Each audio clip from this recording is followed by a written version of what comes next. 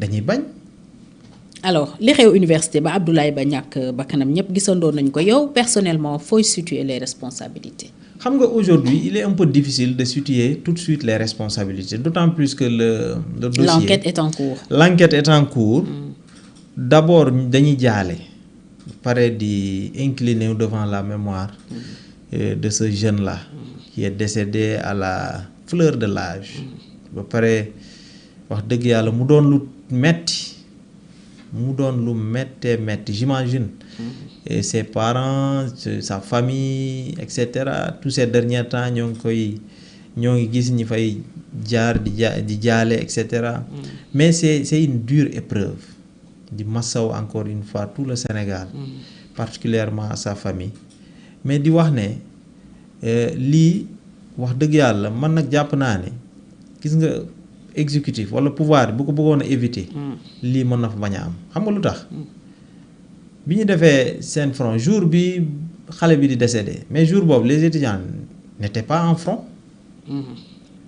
n'étaient pas en grève. waaw bi ñuy dugg dégg nañ leen ñu naan xeexuñu. mais man c'est la première fois Fatou may gis lu mel nii c'est-à-dire ay GMI wala ay policiers dugg ci biir université ci biir campus social. ñu ne déetawaay ñu dugg ci biir pavillon. ñu ne déetawaay ñuy dugg ci biir néeg. man c'est la première fois ma koy gis c'est la première fois. bu dee mës naa am Sénégal ah man de mosuma ko gis di jël ay lacrymogène di ko sànni ci biir néeg. di ko sànni ci biir couloir mais boo defee noonu couloir yi fumée bi jóg ci biir néeg yi ci biir couloir yi mais xale yi du ñu am beneen solution lu dul tëb sa xel lu mu la jox rek loolu ngay def. pour rëcc. mais bu ñu xamoon ne lii moo leen ciy fekk xam nga ne dañuy dem ñàkkante kook policiers yi peut-être ci couloir yi wala ci escalier yi jéem a wàcc mais on nous dit que escalier yi ak couloir yi yépp fumée la woon. ngay nooy gaz lacrymogène bi doo sax gis fi ngay jaar moo waral boo yooyu tëbay ci kaw 4e étage xam nga bu ñu xamoon ne lii moo leen ci dal. duñ ko def am na ñoo xam ne damm nañ ci. am na ñoo xam ne bon le procureur a dit que bon loolu moo rey booy bi. bien vrai que ñu bëri gëmuñ ko. yow gëmoo ko. parce que nag quoi que l'on puisse dire dafa am loo xamante ne. nit ñi mënoo leen a gëmloo loo xamante ne. mais moom ci rapport d'autopsie bi la sukkandiku. mais lan la ñu njëkkoon a wax. pour wax que ne dañ ko dóor wax loolu nit ñi ñoo ko wax. loolu lañ njëkkoon a wax loolu lañ dégg en tout cas. ci loolu nit ñi ñoo ko xalaat. oui nit ñi ñoo tiré seen ay conclusions. oui quand le procureur revient pour dire que voilà dafa tëbee 4e étage moo tax mu gaañu mais am na ay étudiants yi ma dégg ñu ne demeewul noonu léegi finalement lan ngay gëm. yow mi nga xamante ne tu n'étais pas le jour à l'université tu étais ici lan nga ciy gëm Fatou en tout cas mbir mi metti na trop il faut que les autorités règlent ce problème là ñu fay étudiants yi seeni bourse véritablement pour que l'enseignement puisse recommencer. Ministre de l'Intérieur jël na ay mesures relevé ñu bëri commissaire Point E ak ñeneen ñi nga xam ñoo nekkoon peut-être derrière le commandement pour yow c'est ce qu'il fallait faire. mais ministre de l'Intérieur boobu moo waroon a njëkk a démissionner. logique pour logique. c'est lui qui commande les troupes non. c'est lui qui commande les troupes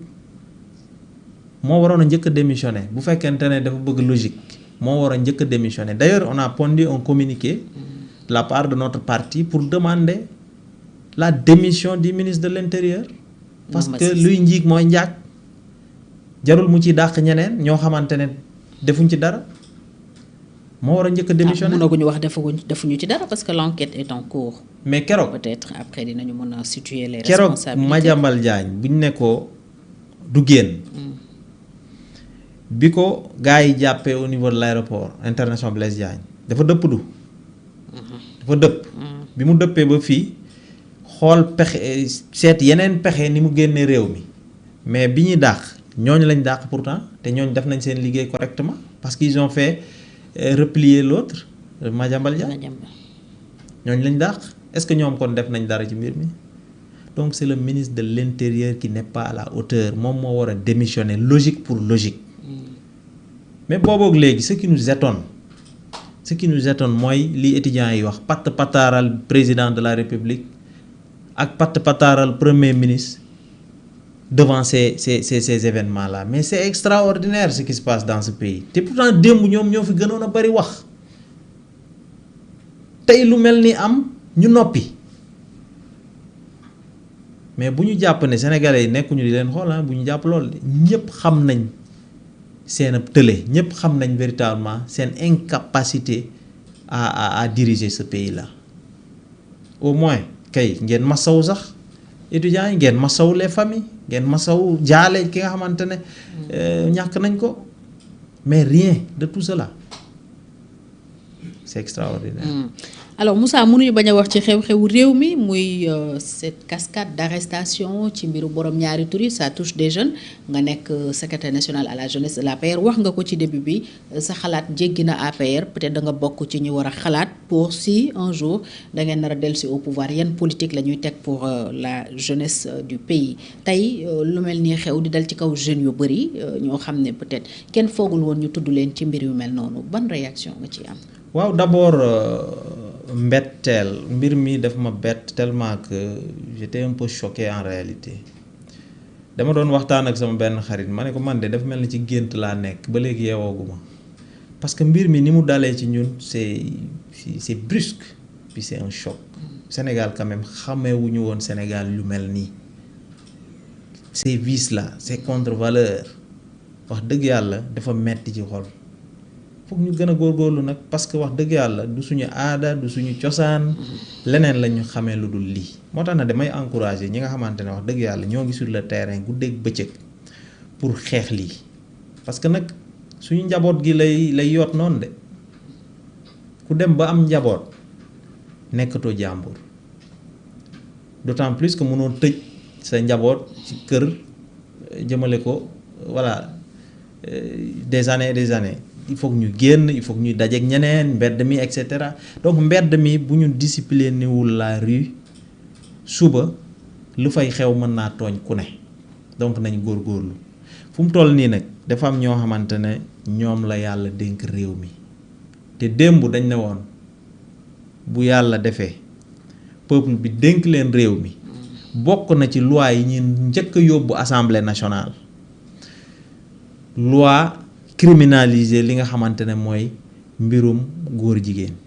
booboog léegi que nee ni dafa mel ne ñoom dañoo gumba tëxlu nit ñi di wax ak ñoom ñu leen di tànqamlu mais c'est extraordinaire ce qui se passe lépp lu ñu diggoon Sénégalais yi démb tey nekkuñu di ko def mais looloy dëgg waxeet gi nag bari na commencé naa ëpp parce que démb li ñu campagne woon le plus mooy mbirum góor jigéen ñi dañ ne woon président Macky Sall woy dafa bëgg a daganal mbirum góor jigéen fii ci Sénégal fu ne ñu yuuxu turu président Macky Sall dendale ko ak góor jigéen ñi mais tey yàlla àtte na parce que ñoom bi ñu ñëwee njëkk liñ def mooy invité fi koo xamante ne il a toujours défendu les droits des góor jigéen en France Mélenchon ñëw mélanger fii yépp dem ñibbi ñuy wax le premier ministre dit que c'est toléré mais c'est extraordinaire le mot tolérance après cela la ñu gis ay góor jigéen jógee aéroport international Blaise Diagne di photo ci ay taxi ñëw fii ba immeuble daanu fii ci ay góor jigéen mu raam ba lii am ci mais ñii ñoom la ñu war a jam baaraamu tuuma en réalité dañ leen a c'est-à-dire peuple bi ci boppam moo war a wàcc pour dire basta parce que ñoom boobu ba léegi waxuñu li jëm ci cette loi criminalisant l'homosexualité bett nañ ñu bari nag nag ñu mel ne ñun moom bettuñu parce que xamoon nañ ne ils étaient dans du populisme ils étaient dans de l'euphorie maintenant nag ñi bett mooy ñi nga xamante ne peut-être voté nañ leen ñun voté luñu leen xamoon nañ ne fii la ñuy mujj ci réew mi sur tous les plans vices yi contre-valeurs yi. mais tey la waalo gën a yàgg na fi non lii moom yàgg na fi. mais tey la waalo gën a ay ndegem ñoo ngi jàpp nit ñi ay 16 17 20 ñu leen di yóbbu kaso boobu ay benn lañ doon def te booba sax nit ñi dañ leen doon seetaan tellement que c'était rare. peut-être day Mais doog a léegi- feeñ rek mais mais c'est yàgg na fi extraordinaire au ce vu qui se de passe. tout ce qui est révélé. En tout cas di masaw sénégalais yépp di masaw ñi nga xamante ne jàppoon nañ ne bu ñu falee ñii dinañ leen criminaliser mbirum góor jigéen leen masaw bu baax naa nag il faut que ñu gën a xippi gën a xool gën a ràññatle demain parce que nag fal n'importe qui moo ñuy indil n'importe qui n'importe quoi dans le pays fal n'importe qui mooy tax ñu am n'importe quoi dans ce pays là il faudrait que ñu gën a xoolaat en tout cas di encourager ñi nga xamante ne ñoo nekk ci enquêtes yi ñu approfondir les enquêtes pour que lépp lu ci tukkee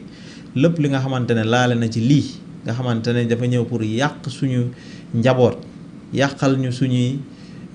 aada ak suñu cosaan ñu fexe mu jóge fi quoi fexe ñu jóge fi honnêtement. alors justice Moussa pour jeexale foofu peut-être bokk na ci liñ leen doon ŋàññee démb yéen arrestation peut-être salfaañi àq ak yelleefu doomu aadama xañ nañ ñi seen ay sañ-sañ bokk na yéen ci liñ leen doon reprocher seen régime ba ngeen jóge fi tey ban gis-gis nga am ci justice ak ni muy doxee surtout ak li ci premier ministre wax yépp récemment. bon justice moom mën nañ jàpp ne bokk na ci secteur yi ñu gën a lajj ñoom ñi toog bokk na ci secteur yi ñu gën a lajj parce que ñoom dañ jàppoon ne comme que jot nañ ci réew mi lu leen neex def ku leen neex tëj ku leen neex tijji mais jéem nañ ko mais am na loo xamante ne mën naa am c'est-à-dire diggante gendarmerie ba juge du siège foofu mën nga sonal nit ki mën nga def ko nit ki lu ne wala diggante police ba juge du siège ay garde à vue ay mandat de dépôt et cetera juge d'instruction ba ci juge du siège mais juge du siège droit lay wax droit lay jaamu droit lay wax li ci bëri am na ay dossiers yi fi jaar yoo xamante ne bi ñu àggee ci juge du siège mais dañoo bàyyi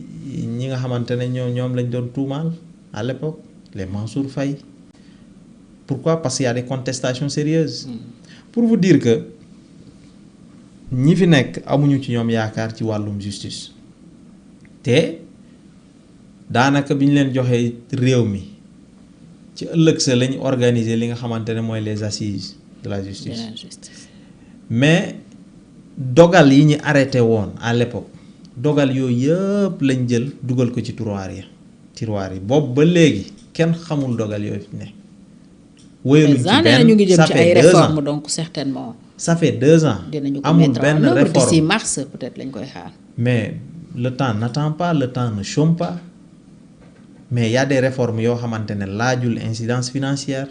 y a des réformes yoo xamante ne laajul temps un décret wala leneen ak leneen mën na ko def li ñu njëkkoon a wax mooy ne que bu ñu jëlee réew mi dañuy jógee ci bopp conseil supérieur de la magistrature même si ñun on n'était pas d'accord mais ñoom dañ ne woon bu ñu jëlee réew mi dañ fay jóge gor ca wax ja mais bi ñu ñëwee boobu ak léegi jóge wuñ fa au contraire bi ñu ñëwee dañ ne woon dañuy changer le conseil constitutionnel def ko cour constitutionnel boobu ak léegi gisuñu cour constitutionnel bu ngeen gisee ngeen wax ma. peut-être dina bokk ci réforme yi président annoncé. mais dafa yéex dafa yàgg dañ ne woon bu ñu ñëwee dañuy fexe ñu am un juge des libertés. et de la détention. et de la détention boobu ak léegi gisuñu juge ba fu mu jaar ana juge ba donc daal faatu ñii sénégalais yi découvrir nañ ne ñii xamuñu lu bari non seulement amuñu xam-xam mais aussi teeyuñu loolu boo ko boolee nag doo jëmale réew fenn